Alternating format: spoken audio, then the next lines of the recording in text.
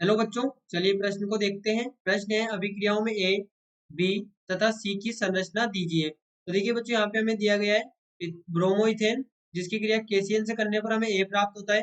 इसका यहाँ पर अपचयन करने पर लिथियम एल्यूमिनियम हाइड्राइड से बी प्राप्त होता है। और बी की क्रिया यहाँ पर HNO2 से 0 डिग्री सेंटीग्रेड पर करने पर हमें सी प्राप्त होता है। तो देखिए बच्चों, यहाँ पर बात करें प्रश्न की मुख्य अवधारणा की।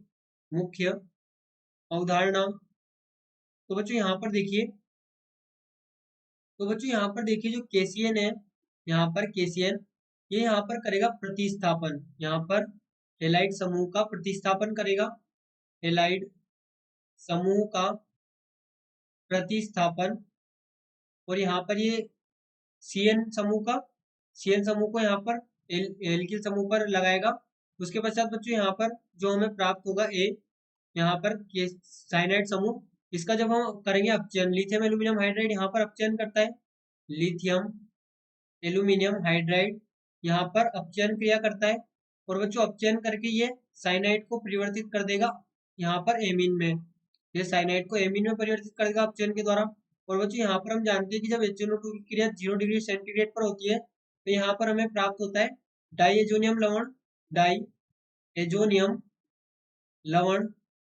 अब बच्चों यहाँ पर डाइएजोनियम लवण की क्रिया को इसके पश्चात हम समझेंगे। तो यहाँ पर देखिए इसका जल अपघटन करने से, इसका जब आगे जल अपघटन होता है तो हमें यहाँ पर हमें एल्कोहल प्राप्त होता है। एल्कोहल प्राप्त होता है। तो देखिए बच्चों यहाँ पर समझे, यहाँ पर जो हमें अभिक्रिया दी गई है इसमें हमें दिया गया है ब्रोमोइथेन यानी कि CH3CH2Br। यहाँ पर बच्चों जब इसकी क्रिया हम KCl से करेंगे तो यहाँ पर ये ब्रोमीन को करेगा प्रतिस्थापित और KBr यहाँ पर बाहर निकलेगा। साथ में हमें यहाँ पर CH3CH2Br प्राप्त होगा। इसके पश्चात बच्चों यहाँ पर CH3CH2 और यहाँ पर ये Cn प्राप्त होगा। इसके पश्चात बच्चों यहाँ पर जब इसकी क्रिया करेंगे लिथियम एल्यूमिनियम हाइड्राइड से, तो लिथियम एल्यूमिनियम हाइड्राइड करेगा इसका अपचयन, जिससे हमें प्राप्त होगा CH3CH2 और NH2। यहाँ पर हमें एमीन प्राप्त होगा।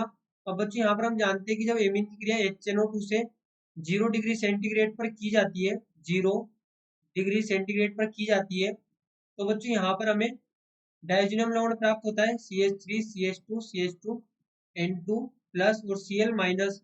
अब बच्चों यहाँ पर देखिए क्या होता है कि ये जो एलिफेटिक समूह है, ये एलिफेटिक समूह इस नाइट्रोजन को ज्यादा स्थायी नहीं कर पाता। ये एलिफेटिक समूह इस नाइट्रोजन को ज्यादा स्थायी नहीं कर पाता।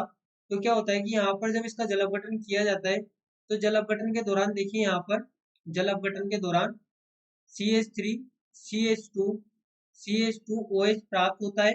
और यहाँ से जो नाइट्रोजन है ये गैस के रूप में बाहर निकल जाती है। और जो क्लोरीन है ये HCl बनाकर बाहर निकल जाता है। तो हमें यहाँ पर एल्कोहल प्राप्त होता है। तो हमारे पास में ए होगा साइनाइड, यहाँ पर इसका नाम होगा इथेन नाइट्राइल होगा। इसके पश्चात बच्चों यहाँ पर हमें जो बी प्राप्त होगा ये हमारे पास में प्रोपेनेमिन होगा। और जो हमारा सी उत्पाद होगा वो यहाँ पर हमारे पास में एल्कोहल होगा। तो देखिए बच्चों यहाँ पर समझे कि जो हमारे पास में इथेन यहाँ पर प्रोपेनेमिन है CH3CH2CH2NH2।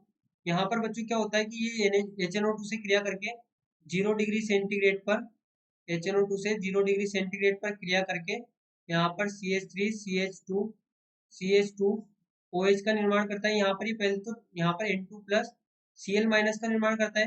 यहाँ पर बच्चों HNO2 हमें प्राप्त होता है NaNO2 प्लस HCl की क्रिया करने पर यह हमें प्राप्त होता है HNO2 प्लस NaCl। तो देखिए बच्चों यहाँ पर क्या होता है कि पहले तो NaCl क्रिया, यहाँ पर HCl क्रिया करता है और HCl क्रिया करके यहाँ पर निर्माण करता है CH3CH2 और यहाँ पर ये H प्लस है तो नाइट्रोजन क्या करता है, यहाँ से अपने लोन पेयर देता है H प्लस को और ये H प्लस ग्रहण करके निर्मित करता है NH3 प्लस और Cl माइनस। जिसके पश्चात बच्चों यहाँ पर जब इसकी क्रिया डायरेक्टली HNO2 से की जाती है तो यहाँ पर इसकी क्रिया जब HNO2 से की जाती है तो 2 जल के मॉलिक्यूल का निष्कासन होता है और हमें यहाँ पर डाइजेनियम लवण प्राप्त होता है। ये इसका यहाँ पर बच्चों क्रिया होती है। और हमने यहाँ पर ABC भी देख लिया कि हमारे पास में ABC क्या होंगे। आशा करते हैं आपको प्रश्न समझ आया होगा। धन्यवाद।